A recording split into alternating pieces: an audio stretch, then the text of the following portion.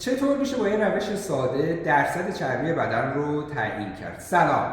تو ویدیو قبلی خدمت شما گفتم که درصد چربی بدن یه شاخص خیلی خیلی مهم برای ارزیابی تناسب اندام و سن متابولیکی. اما چطور میشه اون رو تعیین کرد؟ برای تعیین درصد چربی بدن روش‌های بسیار متفاوت و البته از نظر دقت و هزینه متفاوتی وجود داره.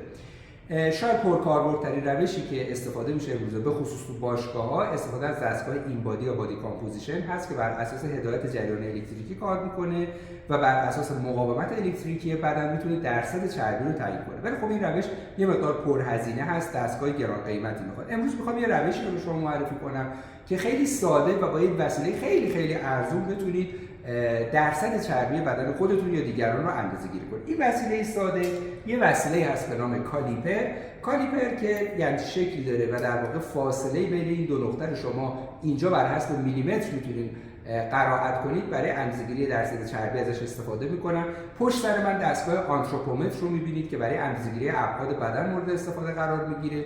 این دستگاه کالیپرها رو تو سایزهای مختلف داره، ولی سایزی که ما برای اندازه‌گیری چربی بدن میخوایم ازش استفاده کنیم همین سایز کفایت میکنه که بسیار هم ارزون، جنس پلاستیکی داره و برای اندازه‌گیری چربی میشه ازش استفاده کرد. حالا چطور؟ برای استفاده از این دستگاه ما در واقع شاخصمون چربی زیر پوست در ناحیه شکم پهلو هستش. ضخامت چربی زیر پوست در ناحیه شکم پهلو رو با کالیپر اندازه‌گیری می‌کنیم بر حسب میلیمتر. عددی که از اینجا به دست میاریم رو توی یه جدول میبریم به این شکل، بر اساس سن فرد درصد چربی رو تعیین می‌کنیم. اما چطور میشه این کارو کرد و چطور میشه چربی زیر پوست رو با این دستگاه اندازه گرفت و توی این جدول بود؟ بریم توی شکلا، من اینا رو دقیق‌تر براتون توضیح میدم.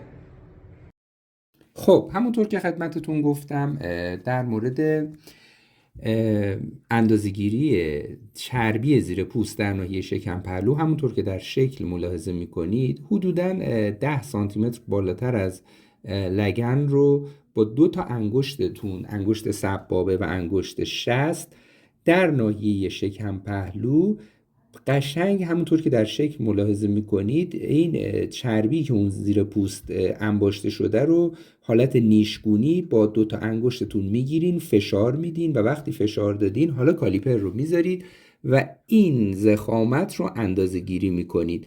البته این تست ممکنه چون فشار میدید تو ناحیه مقداری دردناک باشه، ولی خب چند ثانیه بیشتر طول نمیکشه. مثلا توی شکل بعدی هم باز شما ملاحظه میکنید اینجا دقیق تر نشون داده شده. باز همونطور که میبینید با انگشت شست و سبابه این چربی زیر پوست در ناحیه شکم پهلو جدا شده و کالیپر این قطر رو اندازه گیری میکنه. حالا مثلا تو این شکلی که شما میبینید این قطر میتونه کم باشه، توی یه آدم دیگه مثلا که چاقتر هست و درصد چربیش زیادتره، مثل این شکلی که شما میبینید این قطر زیادتره یا این ضخامت زیادتره و این رو با کالیپر با اون اعدادی که در واقع روی این ستون میبینید شما میتونید راحت بر حسب میلیمتر قرائت کنید.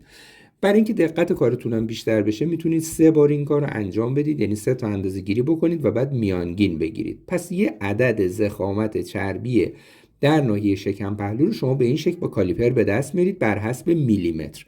وقتی این رو به دست آوردید بر حسب میلیمتر، حالا میرید سراغ این جدولی که خدمتتون گفتم. این جدول همونطور که تو شکل میبینید برای آقایون و خانوما 2 تا جدول جداگانه داره. مثلا بالایی الان برای آقایون هستش، من اینجا خدمت شما نشون بدم. توی ردیف بالا که به رنگ سفید رنگ هست همون ضخامت چربی هستش که با کالیپر اندازه گیری کردیم. ببینید مثلا ستون اولش نوشته 2 تا 3 میلیمتر، بعد 4 تا 5 میلیمتر، 6 تا 7 میلیمتر و الی آخر. و در ردیف ها شما سن فرد رو میبینید. حالا شما مثلا فرض بگیرید یه فردی سنش بین 21 تا 25 سال، یعنی میایین تو ردیف دوم.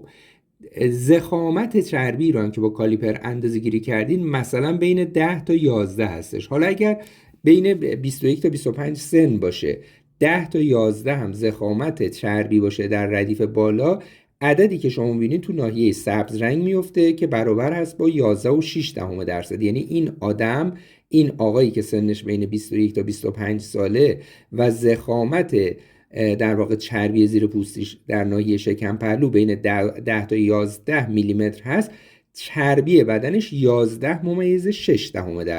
به این ترتیب شما میتونید با داشتن این ضخامت و سن از این جدول استفاده کنید و درصد چربی رو پیدا کنید. یه نکته خوبی هم که تو این جدول هست، اعدادتون اگه تو ناحیه آبی بیفته به این معنی که یه فرد لاغر هستید شما، اگر تو ناحیه سبز بیفته وزن ایدئال و درصد چربی ایدئال رو دارید، اگر تو ناحیه زرد بیفته باز هم قابل قبول و متوسطه، اما اگر تو ناحیه قرمز بیفته در واقع بیشتر از متوسطه و اضافه وزن همراه با درصد چربی بالا برای شما محسوب میشه. نمودار پایینش هم همونطور که میبینید برای خانوم ها هستش که دقیقاً به همون شکل باز میایید ضخامت لایه چربی رو در اون ستونهایی که اعدادش از بالا نوشته شده در ستونهای سفید رنگ، سرستونش به رنگ سفیده و در ردیف ها سن رو پیدا میکنید و نهایتاً بر اساس ترکیب سن و ضخامت چربی میتونید درصد چربی بدن رو اندازه گیری کنه. البته این روشی که الان توضیح دادم به عنوان ساده ترین روش و شاید کم دقت ترین روش محسوب میشه. البته خطاش بین 3 تا 5%، ولی با همین کالیپر میشه در واقع یه مقداری روش رو دقیق تر هم انجام داد، به این شکل که شما بیاید مثلا در مورد آقایون این کار به جای که در یک ناحیه انجام بدین در 7 ناحیه انجام بدین همونطور که در این شکل میبینی، یا در خانم ها هم همینطور، از 3 ناحیه وجود داره، 4 ناحیه تا نهایتا 7 ناحیه.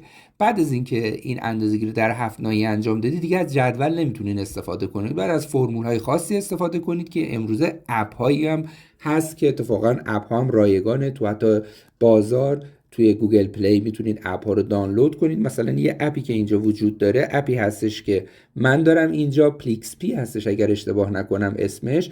این اپ همونطور که میبینید الان من میتونم آقا و خانومش رو اینجا انتخاب کنم. مثلا برای آقایون سن آقا رو اینجا میدم، مثلا یه آقای 25 ساله. بعد میام در 4 ناحیه اینجا با کالیپر چربی رو اندازه گیری کردن. ناحیه جلو بازو مثلا فرض کنیم 10 میلیمتر مثلا ضخامت چربیشه، تو ناحیه پشت بازو فرض بفهمه 15 میلیمتر ضخامت چربیشه، تو ناحیه پشت کتف مثلا 20 میلیمتر قطر چربیشه و در ناحیه شکم پهلو همین چیزی که الان عکسش رو دیدیم فرض بفرمایید که 19 میلیمتر قطر چربیشه. اگه من اینو بزنم و بعد کلکولیت رو بزنم میبینید که عدد رو به من میده 20.32%. یعنی یه آقایی که سنش 25 هست و در 4 ناحیه من با کالیپر ضخامت چربیش رو اندازه گیری کردم و این اعداد رو دادم به این اپ خودش برای من حساب کرده ضخامت درصد چربی بدن این آدم میشه 20.32%. پس بنابراین این اپ رایگانه. این اپ رایگان رو میتونید بگیرید و خیلی راحت یه کالیپر ارزون قیمت هم بگیرید. اگر میخواین دقیق کار کنید اندازه‌گیری رو حداقل تو 4 منطقه‌ای که الان تو این اپ هم نام بردم اندازه‌گیری کنید و نهایتاً بیاین درصد چربی رو بر این اساس حساب کنید. همونطور که خدمتتون گفتم روش‌های مختلفی برای اندازه‌گیری درصد چربی وجود داره، ولی روش استفاده از کالیپر به خصوص اگر 4 نقطه رو اندازه‌گیری کنید میتونه یکی از روش‌های بسیار ارزون قیمت و نسبتاً دقیق برای درصد چربی بدن باشه. شاد و تندرست باشید. خدا نگهدار.